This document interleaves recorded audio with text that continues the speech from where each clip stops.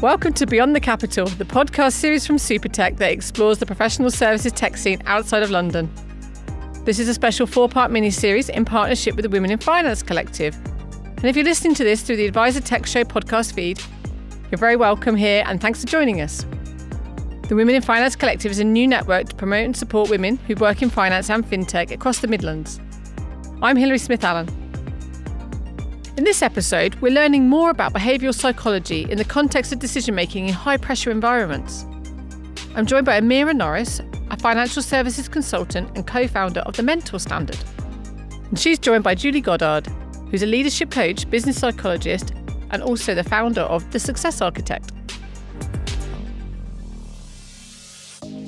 Welcome to the studio. Lovely to have you here. Let's start the good old-fashioned way of introducing yourself. Perhaps Amira, if you go first. Yes, hi. So Amira Norris. I am the co-founder of a company called the Mentor Standard and also a financial services consultant with about 30 years experience in financial services. Brilliant. Julie? I'm Julie Goddard. I'm a business psychologist. I specialise in leadership and high-stakes environments. All right, let's battle straight into that one then. What's a high-stakes environment? One in which you're under pressure consistently, and that pressure never really lets up. So there's constant pressure, there's high visibility and accountability. And usually you're talking about an industry that's externally regulated. So your decisions carry a great weight, not in terms of the stakeholders, but also ones that are overlooked by a regulator. So that has direct links then with financial services. Absolutely. Yeah. What do you see? I think we clocked up something like 21 different new pieces of legislation that have come in for financial services in the last 14 years with it. Lots of transformation, lots of tech change, lots of accountability. We're looking after the nation's money. So you don't get more high pressured and high stakes than that really sometimes. So as a behavioural psychologist, can you talk a bit about sort of how important to understand that framework and the leadership and the... I think we don't talk enough about clarity and the role of clarity. We talk a lot about decision making, the importance of making decisions. But really how we gain clarity is really important in that process. It's when we lose sight of what matters. Sometimes that might be our values. Sometimes it might be the goals that are important for the business, the strategy track that we're taking. But often when people stall, that's what's missing, is that clarity on what's important. What can I focus on now? And avoiding, if we can, when we're under pressure, we have this need for certainty. So very often we can find ourselves in meetings and there'll be somebody at the back, and it's not always the loudest voice in the room, but there'll be somebody that comes up with something that may well work, sounds very plausible, and suddenly we lock that in for the answer. And the reason we lock that in for our decision outcome is because we want to move away from that uncomfortableness that we feel when we're in uncertainty. If we think about the changes that Amira's just mentioned there about within the industry, but not just that, how uncertain the world is, because we're humans, so we're not just turning up to work in a bubble. Yeah, and the level of uncertainty's gone up quite a lot, hasn't it, in recent years? Our life going on, family going on, we've got all of that. Operating in a world where there's so much uncertainty, I'm going to use the word unprecedented, and I was going to try not to, but honestly, the pressure that's cranked up at the moment for everybody. And then you have businesses that are trying to operate in that. So there's a whole heap of uncertainty and pressure going on. And so without even realising it, that's going to impact how we make a decision, how quickly we make decisions. And it really does distort the behaviours that we think are guiding us. Does that resonate with what you see with your clients? Yeah, absolutely. It's a lot in the client environment, but also with new leaders that are coming in to the workforce now who have been very good practitioners. They're entering that leadership phase for the first time. They're starting to manage people.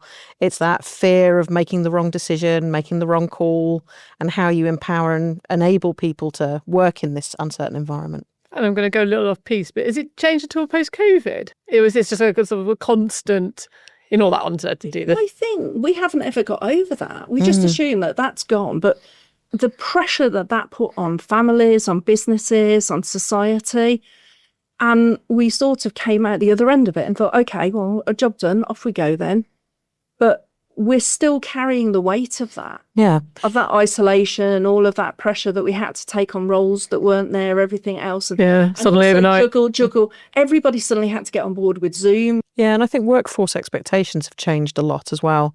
So the demand of your staff and your employees on, they've been used to working from home. With the cost of living crisis now, they're used to not having to waste the money on travel costs and childcare costs. So it was optional almost. Exactly. So I think it's had a massive impact culturally and organisationally on businesses. And I know you're keen to talk about this, but the role of trust. Oh, huge. Within Massive, that. Because I think if you're going with the flow and the pressure and you're making decisions quickly and your values are getting lost along the way, what happens is you have something that in I3 leadership we call surface steady. So you're surface steady from the outside, but something's missing underneath all of that. And as humans, we're very good at detecting that. We're very good. We might not be able to articulate why it is that we don't feel we can trust that person with certainty, but we do know something's not quite right. And when people don't trust, they hold back. And they hold back. That could be as simple as not speaking up in a meeting or not saying that they can identify a risk that's coming up. If they doubt that you have their back, if they think that you're carrying an agenda, they'll tell themselves a story. Again, we're very good at this. We do it very quickly. If we think something's off, we'll find a reason for it. And then we'll look to confirmatory bias, which will make sure that we think we're right on the reason that we're told. And very rarely are we right. But by that point, that story is then embedded. And for a leader, you need your whole team behind you, particularly in the circumstances that we've been talking about. Not only that, you don't want somebody to give half of what their potential is at work. So that level of trust and the ability as a leader to put your hand up and say, I'm not entirely sure. I'm not entirely confident. Maybe I'm 75% on this. What are you? What do we have around the room here? I think people will respond to that far greater. And I think chunking down that decision-making process so you can go, okay, if collectively we're at 70% competence in this as a track, it's not irreversible. Let's lock that in, but let's keep really agile and revisit that and see what the outcome might be.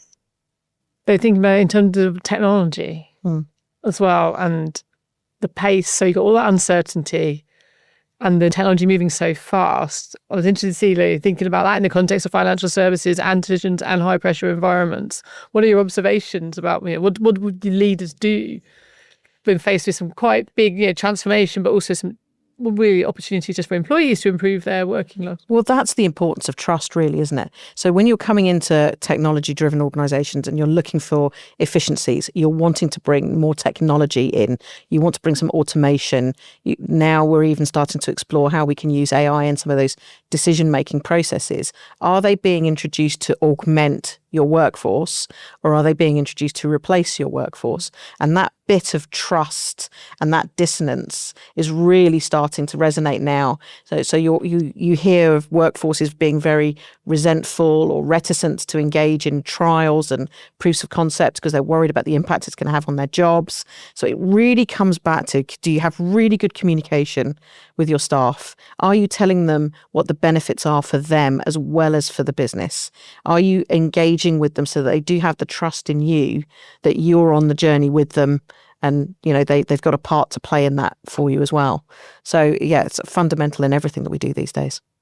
And in terms of leaders and decision making, technology must put some opportunity and risk at a different level. Yeah, and I think it all comes down onto that. There's another falseness that leads us down the wrong path in high stakes environments, and that is the false sense of urgency that we have. And I think that goes hand in hand with technology at the moment. Everybody has this collective need for speed, and the fear of, well, if we wait too late, we're going to be a late adopter and things aren't going to go our way. We're going to be behind, so we need to move really quick. And some of that's an external environment, isn't it? In the government at the moment, it's just adoption, Yes. the pursuit of growth. This is some magic bullet. Absolutely. And the fact is, technology is growing so fast anyway, that it is a fact if we wait too long, the technology that we were discussing in the first place might be irrelevant at that point.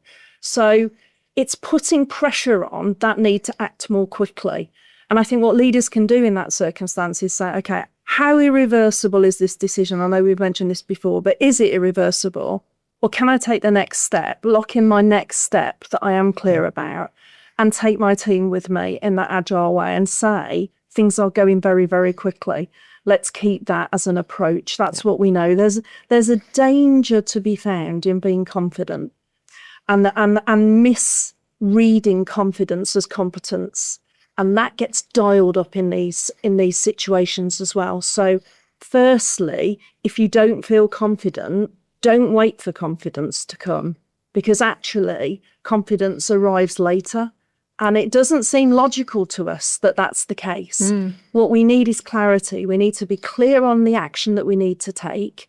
We need to remain agile. We need to know the success criteria that we want as a result of having made that decision. We want to do all of that with a framework that says to our staff and our employees, this is the way that we work. And then we need to evaluate. Only if something's irreversible do we need to take a little bit more time. And then we need to look to the experts and we need to open up the options that we have to us, really. So I think be clear about whether or not that need for speed that we feel, let's be clear about whether or not that's real or whether it's coming from a sense of panic. Is it coming from oh, look, this is flashy and sexy and shiny over there and we should all adopt that? Really? Is it going to take us in a direction we want? Is it going to put the consumer at the heart of what we do? And is it going to make a difference in alignment with our company's goals and strategy? You know, we also hear a lot now, this done is better than perfect, in this striving to move forward. But actually, if you focus too much on that, sometimes the done aspect becomes more and more diluted. So you're looking for what's the MVP? What's the minimum that we can get away with to call this done? So you start to lose some of that power and some of that efficiency from being more agile. It's almost the reverse of agility. Yeah, because I mean, the sort of entrepreneurial thing at the moment is you build the smallest you can, test, pivot. But try and complete, it's that definition of what done is. And then how do you build that forward motion so that you are improving, enhancing, not doing an MVP, going off and working on the next thing and never going back to improve the MVP that you've just finished. So there's a lot in that. And of course, all of this is happening in a regulated, compliant setting. So how could you test and make sure that that's still within the what you're allowed to do? And I guess judgment, compliance is very binary, don't we? Yes, no, but there's judgment within that. So there's another complex factor. So the beautiful thing about financial services is we are a principles-based regulator. So there's a lot of guidance, but no set instructions and boundaries. Thou shalt not, unless it comes to thou shalt not rip off a customer. Those are the binaries. But what they've really created an environment of is that you can innovate, you can test. So they've launched a couple of really cool sandboxes within the FCA at the moment where you can go and test some AI, you can go and test some of your new propositions and proposals going out safe with it. Space. Exactly. Governance. It goes back to Julie's point. As long as you've got yourself protected with the governance and the frameworks that sit around it, you can innovate as much as you want within that, but it's your guiding principles. So again, lots of complex factors, and I'm going to push you again a little bit because this is in partnership with the Women in Finance Collective. Yeah. Is there any element which is a gender-related viewpoint or that's different? And you can say no, but... Oh no, I think Julie's got this one. To say yes, but it's not yes. I have got this one because this is particularly what I'm passionate about. I'm going to say yes, there is an element, but it might not be in the way that you think it is in having asked that question. Imposter syndrome, let's just pause and mention that for one moment. I was really fascinated by this when I started up my business, and I contacted Dr. Pauline Clarence, who is the woman who published all the original research, and I said, my business is very research, fact, evidence-based. Can I use your scale in the work that I do? And straight away she said no. And not just a little no, like a big no, very determined. with a disclaimer of why she was saying no, which was she doesn't believe, and neither do I now, and hopefully when I finish explaining, neither will our listeners, believe in imposter syndrome. because that's never a terminology that she used. It came from the media who latched onto it. And as humans, we all like diagnosing ourselves, and we all like finding things that resonate with us, because it's that connectedness again, and it makes us feel like, I understand myself a little bit better. And women particularly have been told for possibly 4,000 years, if not longer, but certainly still today in the workplace, that they're not confident enough. And we can look at performance management reviews. We can look at, there is a shed load of research. It's almost reinforcing. Yeah, where line managers say, I think you need to be more confident. And it's on such a scale that it's now become a multi-billion-pound industry. You have confidence coaches, you have confidence books that you can go out and buy. You can look at Feel the Fear and Do It Anyway, which was a massive book needed at the time. We really needed to hear that permission of it's okay to not feel confident at the start and to push through it. But we own that as women, and we own that in the workplace. So it's not just a case of where does the fault lie in owning this, who are we blaming? It's not about that at all. It's about saying that we need to free ourselves of this need to feel confident. I used to speak on International Women's Day as one of their official speakers. And about 3 years ago, I put into Google and I put women, leadership, confidence. I had something like over 4 million, you know, when Google says hits 4 million. Now I changed one word. I just dropped women and put men, leadership, confidence. I had 400 results. 400. Now, being me, I dug into the details on that. So I went and opened it up and I looked, and I went into probably the first 10 when I thought, okay, but I think I can reliably say there's a pattern here. And they were all what to do if you were a male line manager and you wanted to encourage Females. a female that you were line managing so that they could develop confidence. Now, I don't think there's any maliciousness underneath this. I just think it's something that's developed and we've all bought into it. And we all think it is. But the truth is, we're particularly bringing it back to decision-making and confidence and leadership. Confidence is bad, actually. There's a lot of things to say that things go very wrong when we get too confident. And when we get confident, we stop processes, we take shortcuts. And the research and evidence shows us, actually, that the most confident people are actually the worst decision makers. So if we bear that in mind, if you're out there thinking, I'd apply for that leadership position or I'd go for that, I just need to feel a little bit more confident. We all have moments of doubts. We all feel that paralysing sense of, gosh, at some point, am I here? Have I just faked it? The point is, that's self-doubt. And self-doubt can be healthy, depending on how we look at it. So we could look at it and say, actually, is it self-doubt? Or is it discernment? So I do think these things creep in, but possibly not in a way, as I said at the beginning, that we might have expected. And I'm incredibly passionate as somebody who once thought imposter syndrome was like the answer, and we just needed to understand this. And then it's not. It's actually a marketing campaign. Yeah, it really is. Feels like it.